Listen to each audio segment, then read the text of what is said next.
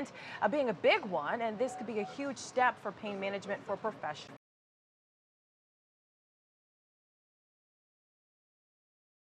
Major League Baseball is the first major American sports league to remove cannabis products from the banned substance list for players.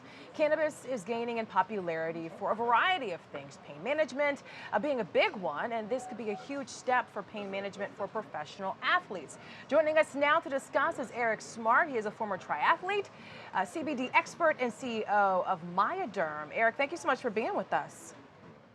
Thanks for having me. Of course. So the MLB Players Association made this announcement, but the deputy commissioner did send a memo to athletes warning of potential discipline for using or possessing the drug. This according to ESPN. What does this mean? Well, MLB's in a interesting spot where its players they know are interested in these products, probably using them, and there's still a lot of confusion around the market. There's marijuana, there's hemp, so all of this is being worked out right now, and that's creating some challenges. Okay. All right. Well, yeah, we know. I mean, so what are they, these challenges specifically, Eric? So you have to bifurcate the market into marijuana and hemp. And hemp's the same plant with less than 0.3% THC. And through that, you can get derivatives like CBD, which is a molecule in the hemp plant. And those products are regulated by the FDA, whereas marijuana is regulated state by state, and several states, many states, do not allow it at all. And of course, it's federally illegal. So those are the primary classifications that any organization, certainly someone like MLB, is going to have to really analyze carefully and make decisions around. They're going to look at hemp and say, well, what's the risk profile? How do I find, if we're going to allow players to use it and have it involved in the league, how are we going to distinguish good actors from bad actors?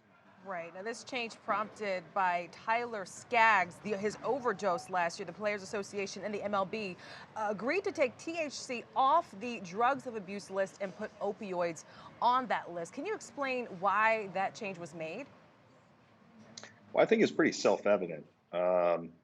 Cannabis is trending right now, specifically marijuana in states, with being legal, being accepted by both state legislative branches and the culture at large.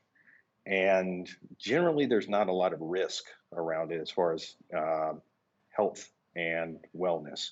Whereas with opioids, there's high probability for addiction, there's high risk profile around using to excess and addiction problems. So basically, they're just identifying what's a bigger problem and focusing on that, which is probably pretty wise.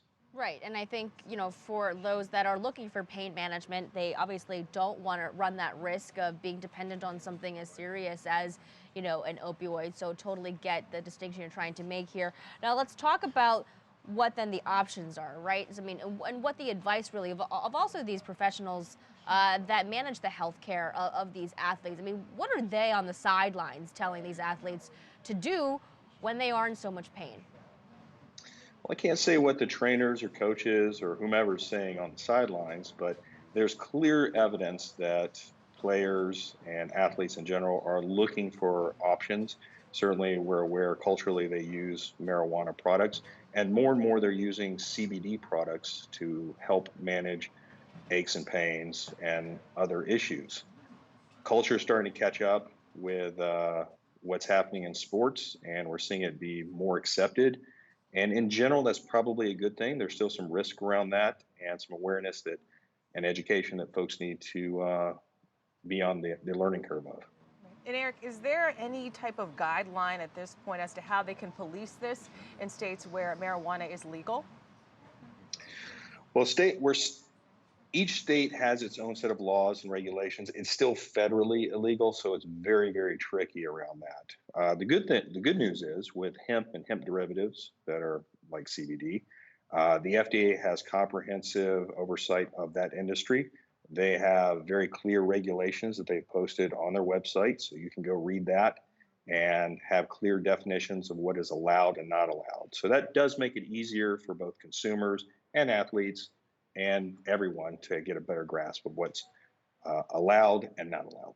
All right. Right. A challenging time, as you mentioned, to figure all this out. Eric, we appreciate your time today. Eric Smart is the CEO of Myaderm. Thanks so much. Thank you.